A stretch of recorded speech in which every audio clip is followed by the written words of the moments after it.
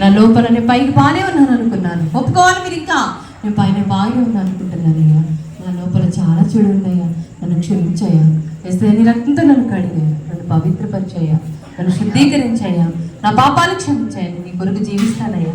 నా హృదయం అనే ఆలయంలో నా కుళ్ళిపోయిన ఆలయాన్ని క్షమించి నా హృదయం అనేటువంటి చెడుని తీసివేసి ప్రతి పాపమును తీసివేసి నన్ను పవిత్రాలుగా చేయ్యా, నన్ను పరిశుద్ధాలుగా చేయను. అడుగు, వేస్తే నిన్ను క్షమిస్తాడు.